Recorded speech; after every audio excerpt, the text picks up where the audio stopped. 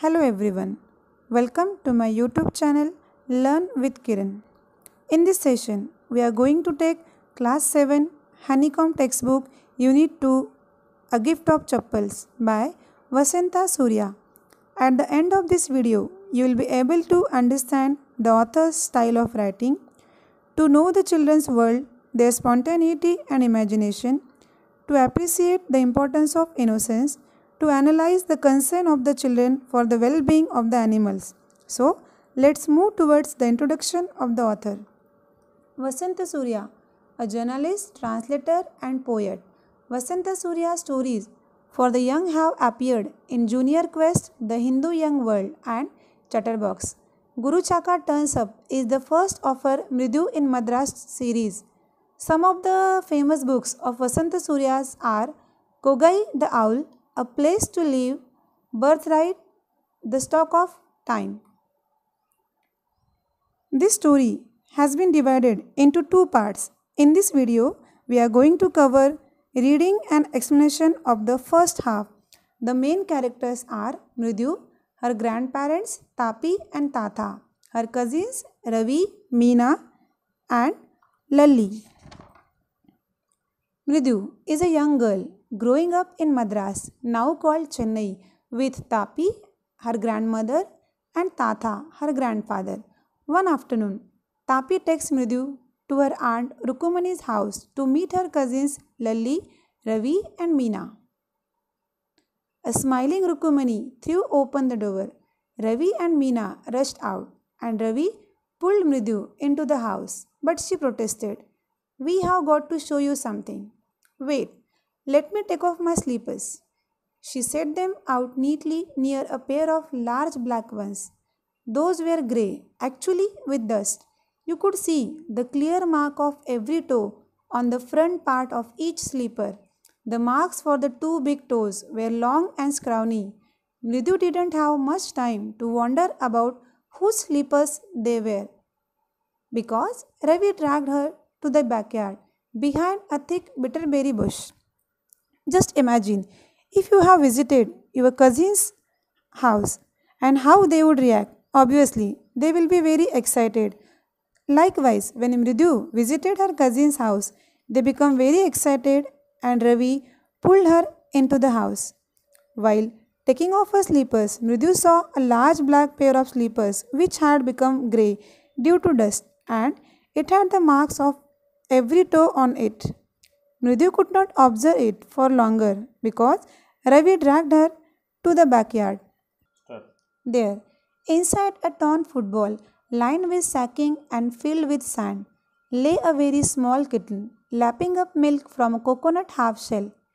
"We found him outside the gate this morning. He was mewing and mewing, poor thing. It's a secret. Amma says Pati will leave for our Paddu Mama's house if she knows we have a cat. People are always telling us to be kind to animals, but when we are, they scream, 'Oh, don't bring that dirty creature here.'" When Mridyu went there, she saw a kitten inside the torn football drinking milk in the coconut shell. Meena informed Mridyu that they have found the kitten outside the gate, but they must keep it as a secret, otherwise their grandmother will leave their house. Ravi was upset that children are always taught to be kind towards animals, but when he was trying to do so, elders screamed at them and called them as dirty. Do you know how hard it is just to get a little milk from the kitchen? Pati saw me with a glass in my hand just now. I told her I am very hungry. I want to drink it. Then she wanted the tumbler back. "Pati, Pati, I will wash it myself.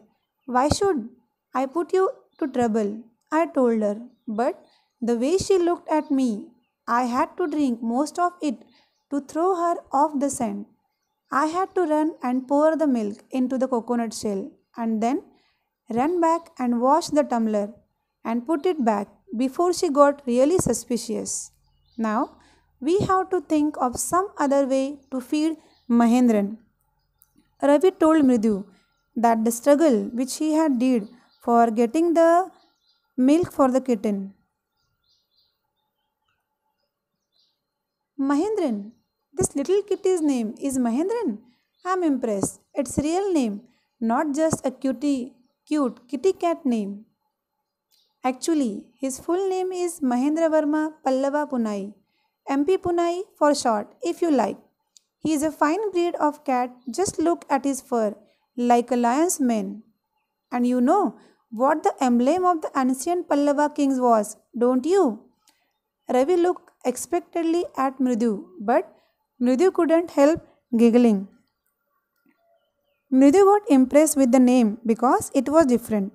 Ravi told her that its full name was Mahendra Verma Pallava Punai and MP Punai in short. He informed her that it was a fine breed cat, a close relative of lion family like the one that Pallava kings use in their emblem. Mridu couldn't stop giggling.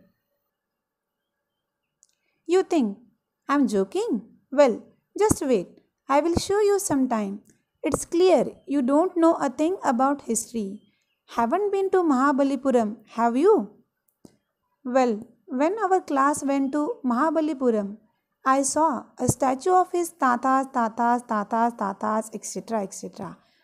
Fact is, Mahendran here is descended from that very same ancient cat, a close relative, scientifically speaking, of none other than the lion, the Pallava lion, emblem of the Pallava dynasty. Ravi went on walking around the bitterberry bush, waving a twig up and down, his eyes sparkling. To prove his knowledge of history, Ravi told that on his school trip to Mahabalipuram, he had seen statue of a lion and he firmly believes that it was the ancestor of the kitten. This cat is a descendant of none other than the Mahabalipuram Rishi cat, and if it may just remind you, they worshipped cats in ancient Egypt. How he loves the sound of his own voice. What does that have to do with anything? Ah, I'm telling you that cat is descended from the Egyptian cat god, no, goddess, Bastet. Yeah, that's it. Well, one of the descendants of that cat goddess was a Stravi in one of the Pallava ships, and his descendant was the Mahabalipuram Rishi cat, whose descendant is MP Punai here. Krich. He proudly announced that his small kitten is the descendant of Mahabalipuram Rishi cat. He reminded Mridu of cats being worshipped in ancient Egypt. Ravi shrieked, very pleased with himself. Mahendran looked up alarmed. He had just been sharpening his claws on the edge of coconut shell, but worse than Ravi's awful whoop ache was a screech from the window. What a weird sound! And if Mridu was startled, MP Punai was frightened out of his wits. Hair standing on end, he bounced up and scurried towards a bamboo tray of red chilies that had been set out to dry. Trying to hide beneath it, he tipped a few chilies over himself. Meow! He howled miserably, but the screeching went on and on. What's that awful noise? Ravi was busy in making all proud announcement about his kitten when a weird sound, screech, came from the window. Mridu was shocked and Mahendran was frightened. Mridu inquired it. Ravi informed her that it was Lalli learning to play the violin. Mridu peeped from the window. So, what they would have seen there, we will see in the next session. Thank you. The beautiful thing about learning is that nobody can take it away from you.